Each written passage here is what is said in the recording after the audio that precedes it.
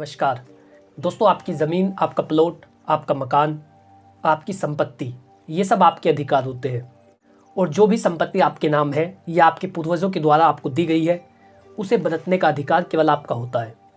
कानून केवल आपको ये इजाज़त देता है कि आप उस संपत्ति को बरतें, क्योंकि आपने उसका मूल्य चुकाया है।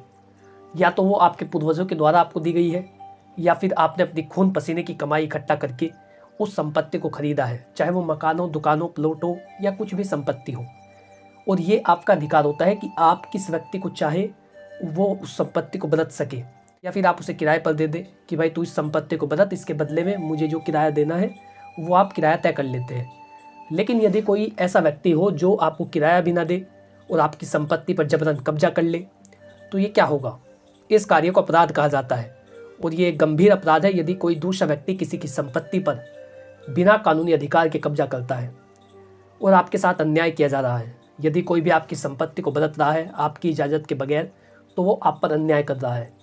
और यदि आप उसे सहन कर रहे हैं तो निश्चित रूप से आप बेवकूफ़ हैं, क्योंकि कानून ने ऐसे प्रावधान किए हैं, इतने अधिकार आपको दिए गए हैं कि आप अपनी संपत्ति को बचा सके। आप हमेशा ये कोशिश रखें कि आपकी संपत्ति आपके पास रहे। और ये जो न्याय के सिद्धांत है, ये इसी बात का प्रावधान करते हैं कि जिस व्यक्ति की संपत्ति है वही उसका उपयोग कर सके। और यदि कोई दूसरा व्यक्ति बिना किसी कानूनी अधिकार के ऐसा कर रहा है तो उस व्यक्ति को दंडित कराया जाए। और सबसे पहले इसके लिए आपको कदम उठाने होंगे। पहले आपको आवाज़ उठानी होगी। कानून भी आपके साथ तब होता है जब आप आवाज़ उठाने की हिम्मत रखते हैं। जब तक आप ये नहीं कहेंगे कि आपको दिक्कतें हैं, आपको परेशानी है, आपकी संपत्ति पर कब्जा कर रखा है, तो कोई दूसरा व्यक्ति भविष्यवाणी करने वाला नहीं है। जब आप बताएंगे तभी जाकर के उस व्यक्ति को पता चल सकता है, तभी जाकर के वो जान सकता है। किसी भी व्यक्ति के पास ऐसी पावर नहीं है कि वो बिना किसी आपकी परेशानी के बताए बगैर आपकी समस्या को जान सके। तो यदि आपकी कुछ भी ऐसी समस्या है तो आज की इस वीडियो में आपको 3 ऐसे तरीके बताने वाला हूँ, प्रैक्टिकल टिप्स देने वाला हूँ, जिनसे आप अपनी संपत्ति को वापस ले सकते हैं और प्रभावी कदम उठा सकते हैं कब्जाधारी की बुद्धि सही करने के लिए। राहत इंदौरी साहब, मशहूर शायर राहत इंदौरी साहब का एक शेर है, ना किसी हमसफ़र ना हमनसी से निकलेगा, ये हमारे पाँव का कांटा हम ही से निकलेगा। तो सबसे पहले आपको कदम उठाने होंगे। आपको बताना होगा किस तरीके से आपकी संपत्ति पर कब्जा किया गया है, आपके साथ किस तरीके का अन्याय किया जा रहा है। दोस्तों, यदि आप चैनल पर पहली बार आए हैं तो आज ही हमारे यूट्यूब चैनल अश्मित हरमन को सब्सक्राइब कर लें, ताकि इसी प्रकार की महत्वपूर्ण वीडियो, लीगल नॉलेज, विधिक परामर्श, आपके अधिकार, सरकारी योजनाओं की नोटिफिकेशंस, जो समाज में नया चल रहा है, समाज पर क्या प्रभाव पड़ रहा है, इन सभी चीज़ों की जानकारी आप तक पहुंच सके। नमस्कार, मैं अश्मित हरमन अपने यूट्यूब चैनल में आपका स्वागत करता हूं। दोस्तों, यदि आप किसी भी कानूनी मुद्दे पर सलाह लेना चाहते हैं तो स्क्रीन पर मोबाइल नंबर दिया गया है, नीचे आपको बताया गया है किस तरीके से आप सलाह ले सकते हैं। स्क्रीन पर दिए गए नंबर पर व्हाट्सअप करें जो भी विवरण आपको दिखाई दे रहा है। तो बात करते हैं किस तरीके से अवैध कब्जाधारी को सबक सिखाने के लिए प्रारंभिक कानूनी कार्रवाई की जानी चाहिए। 3 तरीके इस वीडियो में मैं आपको बताने वाला हूँ। सबसे पहला जो तरीका है वो है कानूनी नोटिस भेजना। कानूनी नोटिस एक प्रभावी कदम होता है यदि आप किसी के अगेंस्ट में कोई कानूनी कार्रवाई करने वाले हैं या उस कानूनी कार्रवाई की शुरुआत करने वाले हैं। यदि आप किसी को सबक सिखाने के लिए अवैध कब्जे का केस दाखिल करने वाले हैं तो उससे पहले उस व्यक्ति को चेतावनी दें, उस व्यक्ति के पास एक लीगल नोटिस भेजें। जो कानूनी नोटिस है वो बहुत ही प्रभावी होना चाहिए। उसकी ड्राफ्टिंग है वो उस व्यक्ति को डरा दे, इस तरीके की उसकी ड्राफ्टिंग हो, उसे कानूनी चेतावनी दी जाए, उस व्यक्ति को ये बताया जाए कि उसके खिलाफ दंडित करने वाली कानूनी कार्रवाई की जाएगी यदि वो आपकी संपत्ति को खाली नहीं करता है। नोटिस भेजते समय ध्यान रखिए, इसमें आपको अपने संपत्ति के अधिकार का विवरण देना होगा। आपको ये बताना होगा कि आपके नाम वो संपत्ति किस तरीके से आई है। यदि आप किसी चीज़ पर दावा कर रहे हैं तो पहले ये बताइए कि वो आपके पास किस तरीके से आई है। देखिए, आमतौर पर 2 तरीके की संपत्ति होती है। सबसे पहली तो होती है अनसेस्टर प्रॉपर्टी, जिसे कहा जाता है पैतृक संपत्ति, जो आपको जनरेशन के थ्रू मिलती है। सबसे पहले परदादा, फिर दादा, फिर बेटा, फिर पोता, जो 4 जनरेशन से चली आ रही है उसे अनसेस्टर प्रॉपर्टी या पैतृक संपत्ति कहा जाता है, जिसे दादिलाही ज़मीन या पारिवारिक संपत्ति भी कहते हैं। तो दोस्तों, यदि आपकी अनसेस्टर प्रॉपर्टी पर कब्जा किया गया है, यानी आपकी पैतृक संपत्ति पर जो आपको पूर्वजों के द्वारा दी गई है, तो उस संपत्ति पर आप अपना हक साबित करने के लिए या तो वसीयत दिखा सकते हैं, जिसमें यह प्रमाण होता है कि इस व्यक्ति ने मेरे नाम वसीयत कर रखी है, जिस कारण मेरा अधिकार इस संपत्ति में है। वहीं दूसरी ओर आप विरासत प्रमाण पत्र दिखा सकते हैं, या आप अपनी खतौनी दिखा सकते हैं, जिसे खतियान कहा जाता है। तो ये कुछ दस्तावेज होते हैं जिनसे पैतृक संपत्ति में ये साबित होता है कि संपत्ति आपके नाम पर है, इसीलिए इसका स्वामित्व आपका है। इसी तरीके से यदि आपकी सेल्फ एक्वायर्ड प्रॉपर्टी है जो आपने अपनी खून पसीने की कमाई से खरीदी है, ऐसी संपत्ति में अपना मालिकाना हक दिखाने के लिए आप बैनामा दिखा सकते हैं, सेल डीड दिखा सकते हैं, गिफ्ट डीड दिखा सकते हैं, जिनसे ये साबित होता है कि संपत्ति पर मालिकाना हक आपका है। इसी के साथ कुछ अन्य दस्तावेज जो ये साबित करते हो कि संपत्ति पर आपका हक है, जैसे बिजली का बिल हो सकता है या फिर हाउस टैक्स की रसीद हो सकती है। तो ये कुछ प्रमाण होते हैं जिसे आप अपने नोटिस के साथ लगाइए, या इसी के आधार पर, इन दस्तावेजों के आधार पर एक नोटिस तैयार कीजिए एक वकील से मिलकर के, एक प्रभावी नोटिस जिसमें उसे बेहतर तरीके से कानूनी चेतावनी की धमकी दी जाए और उसे बताया जाए कि यदि वो आपकी संपत्ति से कब्जा नहीं हटाता तो ऐसी स्थिति के अंदर उसके खिलाफ कानूनी कार्रवाई की जाएगी, जिसके हर्जे खर्चे का जिम्मेदार और जो कानूनी कार्रवाई की जा रही है उन सभी चीज़ों का जिम्मेदार वही व्यक्ति होगा जिसने अवैध कब्जा कर रखा है। इसके साथ ही आपको उसमें समय सीमा तय रखनी होगी। आपको ये बताना होगा कि आप नोटिस कितने दिनों का दे रहे हैं। आप उसे 15 दिन का समय दे सकते हैं, 30 दिन का समय दे सकते हैं कि 30 दिनों के अंदर, नोटिस प्राप्ति के 30 दिनों के अंदर वो आपकी संपत्ति से कब्जा हटा दे, या फिर अपने जवाब में साक्ष्य प्रस्तुत करे कि वो व्यक्ति क्या कहना चाहता है। यदि वो 30 दिनों से पहले नोटिस का जवाब दे देता है, कई बार ऐसा होता है कि जिस व्यक्ति ने कब्जा कर रखा है वो कहता है कि संपत्ति मेरी है, तो यदि वो उस संपत्ति को अपना बताते हुए कुछ दस्तावेज प्रस्तुत करते हैं तो ऐसे में आपका जो न्यायालय में जाने का दरवाज़ा है वो खुल जाता है। यदि वो आपको नोटिस का जवाब तय समय सीमा के भीतर नहीं देता, या आपने 15 या 30 दिन का समय दे रखा है लेकिन वो व्यक्ति उसका जवाब नहीं दे रहा है, तो ऐसी स्थिति के अंदर उसके खिलाफ कानूनी कार्रवाई की जाती है। आपको आरोपी पर दबाव बनाने के लिए उसमें जो लैंग्वेज है, जो कानूनी ड्राफ्टिंग है, कानूनी भाषा है, उसका इस्तेमाल बहुत ही सोच विचार करके करना होगा ताकि उस व्यक्ति पर दबाव पड़ सके और आप ऐसे शब्द भी ना लिखवाएं जिससे आप मुसीबत में पड़ सके, और कुछ ऐसे शब्द उसमें ऐड कराइए जिससे ये साबित हो और जिससे उस व्यक्ति पर दबाव बनाया जाए, जिससे ये भी साबित हो कि संपत्ति आपकी है, और उस व्यक्ति को कानूनी चेतावनी भी दी जाए, कानून की मर्यादा में रह करके उस व्यक्ति को ये चेतावनी दी जाए कि वो तय समय सीमा के भीतर उस संपत्ति से अपना कब्जा हटा ले। आपको दस्तावेज इसके साथ संलग्न करने होंगे जो मैंने आपको पहले बता दिए। इसी के साथ उसमें यह भी प्रस्ताव रखें कि आप मध्यस्थता करने के लिए भी तैयार हैं। यदि वो चाहे तो आप एक सुलह कर सकते हैं, आप बैठ कर के बातचीत कर सकते हैं। जो मोजिज़ व्यक्ति होंगे या जो आसपास के लोग होते हैं, स्थानीय लोग होते हैं, या फिर कोई सम्मानित व्यक्ति होता है जो निष्पक्ष हो और आप दोनों के मध्य मध्यस्थता करा सके, सुलह करा सके, तो आप नोटिस में सुलह करने के लिए भी प्रस्ताव रख सकते हैं। तो ये नोटिस भेजना सबसे पहला और एक प्रभावी कदम होता है यदि आप किसी व्यक्ति के खिलाफ कानूनी कार्रवाई कराने के इच्छुक है और आप चाह रहे हैं कि उससे अपनी संपत्ति को वापस ले। तो ये सबसे महत्वपूर्ण कदम है। आपको नोटिस को तैयार कराना होगा, एक बेहतर वकील से मिलना होगा और अपने नोटिस को प्रभावी बनाना होगा, कानूनी चेतावनी से भरपूर बनाना होगा। और यही सब बातें जो मैंने आपको भी बताई, ये सब आपको इस नोटिस में लिखनी होती है। इसी के साथ आपको जो दूसरा कदम है वो है सिविल कोर्ट में मामला दायर करना।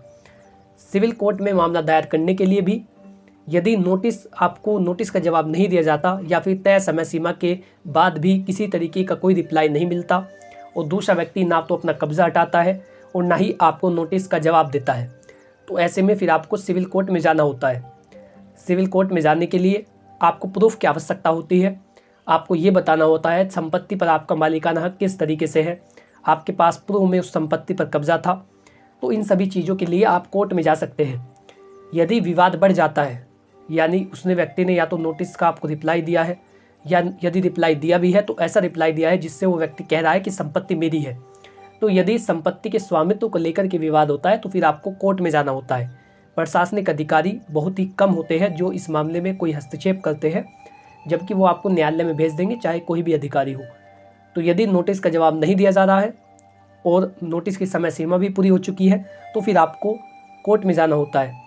कानूनी कार्रवाई आप प्रारंभ करा सकते हैं उस व्यक्ति के खिलाफ, उसको अदर पार्टी बना सकते हैं, आप उसमें मामला योजित कर सकते हैं सिविल न्यायालय में जाकर के। इसी के साथ आप उसमें बताएंगे कि अविलंब इसमें कानूनी कार्रवाई की जाए, क्योंकि संपत्ति पर कब्जे से हमें नुकसान हो रहा है। जिस तरीके का भी नुकसान आपको हो रहा है उसकी जो व्याख्या है आपको करनी होती है, उसके बारे में आपको बताना होता है क्या क्या नुकसान आपको दूसरे व्यक्ति के द्वारा किए गए कब्जे के कारण हो रहा है। आपकी संपत्ति की सुरक्षा सुनिश्चित की जाए, ये भी आप अनुरोध कर सकते हैं, क्योंकि कई बार जो अवैध कब्जादारी है वो इलीगल गतिविधियां करता है और आपकी संपत्ति को नुकसान पहुंचाने के लिए कार्यों को करता है। तो यदि वो कुछ ऐसा कार्य कर रहा है तो हमेशा उस व्यक्ति को वहां से हटाने के अनुरोध भी करें और अपनी संपत्ति पर यथास्थिति बनाए रखने का भी अनुरोध करें। कोर्ट से आग्रह करें कि संपत्ति पर यथास्थिति बनाई जाए। सिविल कोर्ट में मामला डालने के लिए आपके पास 2 तरीके होते हैं। सबसे पहला हो सकता है या तो आप सेक्शन 6 के मुताबिक केस दायर करते हैं स्पेसिफिक रिलीफ एक्ट के तहत, जिसमें आप कोर्ट से ये निवेदन करते हैं कि आपको आपकी संपत्ति से बिना किसी कानूनी प्रावधान के बाहर निकाला गया है, ज़बरदस्ती बाहर निकाला गया है। ऐसे में आप सेक्शन 6 का मुकदमा कर सकते हैं। ये बहुत ही प्रभावी होता है और जल्दी खत्म करने वाला होता है। आपको बहुत ही जल्द संपत्ति पर आपका कब्जा मिल जाता है, लेकिन ये स्वामित्व का प्रमाण नहीं होता। जो सेक्शन 6 का मुकदमा है वो केवल आपको कब्जा दिला सकता है यदि आप बेहतर तरीके से उसकी ड्राफ्टिंग कराते हैं और आप साक्ष्य प्रस्तुत कर पाते हैं। लेकिन ये जो केस है आप केवल 6 महीने के अंतर्गत ही कर सकते हैं। यदि आपको आज संपत्ति से बाहर निकाला गया तो उसके 6 महीने के बाद ही आप इसमें ऐसा कर सकते हैं, यानी 6 महीने के अंदर। 6 महीने का समय यदि बीत जाता है तो उसके बाद आप सेक्शन 6 का लाभ नहीं ले सकते। और दूसरा केस होता है आप इसमें इंटरिम इंजेक्शन ले सकते हैं, आप अस्थायी निषेधाज्ञा ले सकते हैं, टेम्परेरी इंजेक्शन ले सकते हैं, ताकि आपकी संपत्ति पर यथास्थिति बनी रहे और कब्जाधारी को या तो वहाँ से हटाया जाए या फिर उसे निर्देशित किया जाए कि वो इसमें कोई भी कंस्ट्रक्शन का कार्य ना करे, उसमें किसी भी तरीके का निर्माण ना करे। तो इसके लिए आप ले सकते हैं टेम्परेरी इंजेक्शन। और इसी के साथ यदि स्वामित्व को लेकर के विवाद है तो फिर आपको सिविल कोर्ट में सिविल सूट डालना होता है और ये आपके स्वामित्व का पुख्ता सबूत होगा यदि कोर्ट का निर्णय आपके फेवर में आ जाता है। दोस्तों, दूसरा बिंदु था जो आपने विस्तार से जाना कि आप कोर्ट की मदद किस तरीके से ले सकते हैं। तीसरा बिंदु होता है पुलिस की सहायता लेना। देखिए, अवैध कब्जा जिस स्थान पर भी होता है वो अपराध होता है। संपत्ति से जुड़े जो भी अधिकार है वो केवल उसी व्यक्ति के पास होते हैं जिस व्यक्ति के वो संपत्ति नाम होती है। यदि दूसरा व्यक्ति उस पर बिना किसी कानूनी प्रावधान के कब्जा कर रहा है या उसके नाम वो संपत्ति नहीं है और फिर भी वो उस संपत्ति पर अनधिकृत रूप से कब्जा कर रहा है तो ये कार्य अपराध होता है। और ये अपराध ही नहीं बल्कि एक गंभीर ऑफेंस है यदि कोई भी दूसरा व्यक्ति किसी की संपत्ति पर अवैध रूप से कब्जा कर रहा है। इसके लिए आप अपने नज़दीकी थाने में शिकायत दर्ज कराएं। आप जो नज़दीकी पुलिस स्टेशन हो उसमें जाएं और ये बताएं कि आपकी संपत्ति पर बिना किसी कानूनी अधिकार के कब्जा किया जा रहा है, जो कि अपराध है। इसी के साथ आप पुलिस वालों के पास डाक के माध्यम से शिकायत भेजिए, क्योंकि यदि आप दस्ती में शिकायत दे करके आएंगे तो वो उसे रद्दी में फेंक देते हैं, जैसा ज़्यादातर किया जाता है। तो हमेशा डाक के माध्यम से आप अपनी शिकायत को भेजिए और उसे प्रभावी तरीके से लिखवाइए। अपने जो संपत्ति का स्वामित्व है उसका जिक्र कीजिए, उसमें ये बताइए कि संपत्ति आपके नाम किस तरीके से आई है और उसमें ये बताइए दूसरे व्यक्ति के द्वारा अपराध कारित करके आपकी संपत्ति पर कब्जा किया गया है। आपको डरा धमका करके, आपके साथ दबंगता दिखाकर, किसी और व्यक्तियों का सहारा लेकर के, गुंडों को बुला करके आपकी संपत्ति पर कब्जा लिया गया, जो कि अवैध है और इसीलिए उन व्यक्तियों के खिलाफ कानूनी कार्रवाई की जाए। आप पुलिस वालों से आग्रह करें कि वो उन पर दबाव बनाएं या फिर उन्हें अपराध करने से रोके। जिस तरीके का वो अपराध कर रहे हैं उन्हें हमारी संपत्ति से बाहर निकाला जाए, ऐसा आग्रह आप पुलिस वालों से कर सकते हैं। इसी के साथ आप उसमें बता सकते हैं कानून के जो न्याय के मूल सिद्धांत है उनका उल्लंघन किया जा रहा है, क्योंकि कानून किसी भी व्यक्ति को ये इजाज़त नहीं देता कि वो बिना किसी कानूनी अधिकार के किसी की संपत्ति पर कब्जा करे। इन बातों का जिक्र आप उसमें कर सकते हैं। इसी के साथ जब आप शिकायत दर्ज कराते हैं तो उसमें FIR दर्ज कराने का अनुरोध करें। पुलिस वालों से निवेदन करें कि संबंधित व्यक्ति पर मुकदमा दायर किया जाए, मुकदमा दर्ज किया जाए जिसने भी अवैध रूप से आपकी संपत्ति पर कब्जा किया है या कब्जा करने की कोशिश की है। और ये जो मुकदमा है कई तरीके का हो सकता है। यदि उसने दबंगता दिखा करके आपके साथ ऐसा किया तो उस व्यक्ति पर क्रिमिनल चार्जेस लगाए जाएंगे, क्योंकि उसने अपराध कारित करने की कोशिश की है या आपके साथ मारपीट की है तो मारपीट से संबंधित धाराएं उस व्यक्ति पर लगाई जाती है। तो जिस तरीके का भी ऑफेंस उस व्यक्ति ने किया है वो सभी जो धाराएं हैं, संबंधित जो सेक्शन होते हैं वो उस व्यक्ति पर लगाए जाते हैं।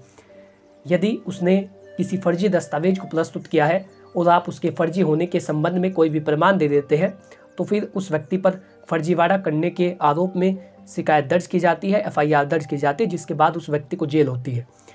तो ये कुछ काम है जो आपको कर लेने चाहिए यदि अवैध कब्जाधारी ने आपकी संपत्ति पर कब्जा कर रखा है। ये 3 तरीके थे जो आज की इस वीडियो में आपने जाने। यदि आप इसी तरीके की जानकारी में रुचि रखते हैं तो आज ही हमारे YouTube चैनल अश्मित हरमन को सब्सक्राइब कर लें, ताकि इसी प्रकार की महत्वपूर्ण वीडियो, लीगल नॉलेज, विधिक परामर्श, आपके अधिकार, कानूनी जानकारियों की नोटिफिकेशंस, सरकारी योजनाओं की नोटिफिकेशन, सब चीज़ आपके पास पहुंच सके। यदि आपका इससे रिलेटेड कोई भी सवाल हो तो बिना संकोच किए कमेंट बॉक्स में आप पूछ सकते हैं। इसी के साथ यदि आप किसी भी मुद्दे पर जनरल गाइडेंस लेना चाहते हैं तो स्क्रीन पर दिए गए नंबर पर व्हाट्सअप करें, जल्दी आपको उसका भी उत्तर दिया जाएगा। Thanks for watching this video. अपना कीमती समय देने के लिए धन्यवाद।